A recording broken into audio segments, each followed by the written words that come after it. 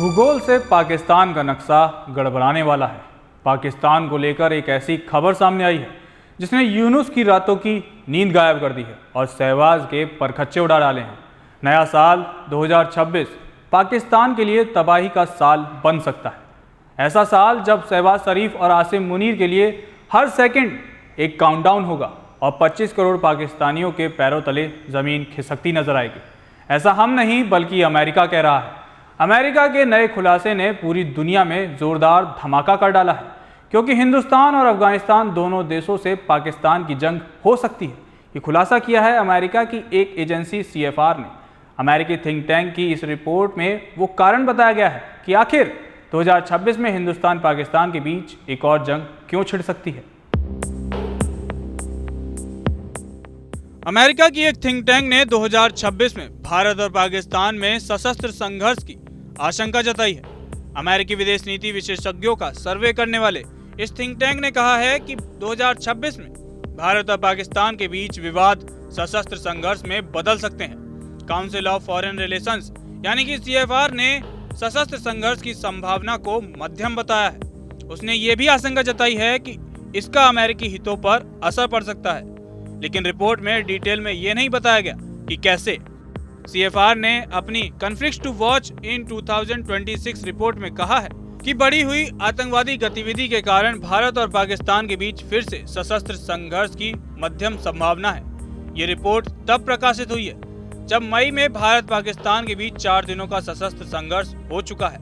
इस दौरान दोनों देशों ने एक दूसरे पर मिसाइलों और ड्रोनों से हमले किए थे। भारत ने 22 अप्रैल को पहलगाम में हुए आतंकी हमले के बाद जवाबी कार्रवाई करते हुए ऑपरेशन सिंदूर शुरू किया था।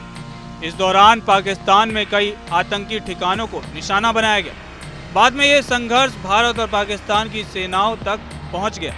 उस दौरान भारत के जवाबी कार्रवाई से परेशान पाकिस्तान ने संघर्ष विराम की पहल की थी, लेकिन वह लगातार भड़काऊ बयान दे रहा है। पाकिस्तानी सेना chief of defence forces Asim Munir के नेतृत्व में लगातार जंगी तैयारियां कर रही है। इसके अलावा खुफिया इनपुट है कि इस सर्दी जम्मू क्षेत्र में 30 से ज्यादा पाकिस्तानी आतंकी सक्रिय हैं। ऐसे में भारत ने भी इस इलाके में सुरक्षा को मजबूत किया है। पाकिस्तान के POK में कई आतंकी लॉन्च पैड को फिर से सक्रिय कर दिया है।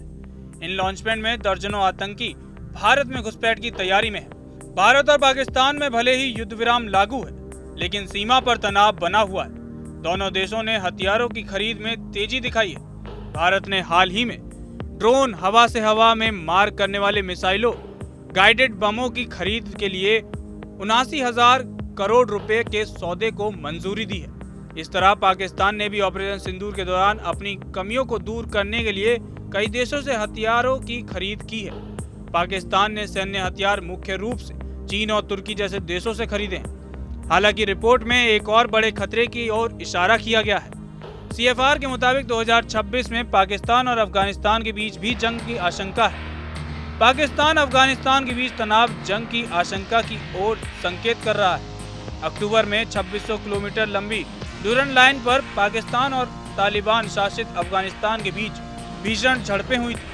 दोनों देशों की सेनाओं ने कई इलाकों में एक दूसरे पर गोलीबारी की थी और सीमा चौकियां तबाह होने के दावे किए थे।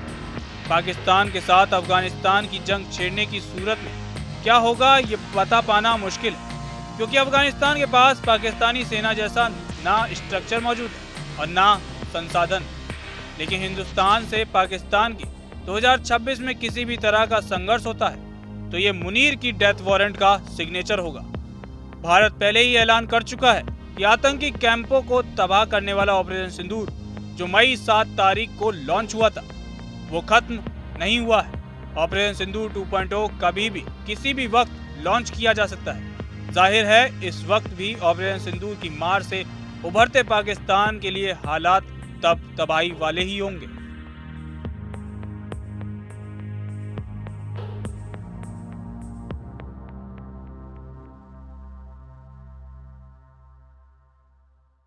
लिहाजा ऐसे में सवाल उठ रहे हैं कि क्या 2026 में दुनिया के नक्शे से पाकिस्तान मिट जाएगा? क्या 2026 में हिंदुस्तान पाकिस्तान की जंग होगी? क्या तालिबान के साथ जंग में तबाह हो जाएगा पाकिस्तान? अमेरिकी थिंक टैंक के इस खुलासे के बाद अब देखना यह होगा कि जहां दुनिया भर में युद्ध के हालात बने हैं, वहां पर एक और युद्ध डराने वाला है। आपको क्या लगता है? अपनी राय हमें कमेंट सेक्शन में ज़रूर बताएं और अमेरिका की इस रिपोर्ट पर आपका क्या कहना है उस पर भी हमें बताएं। कैमरे के पीछे मेरे सहयोगी मिनाज हैं। जनतंत्र टीवी पर खबरों का सिलसिला यूं ही जारी रहेगा। नमस्कार।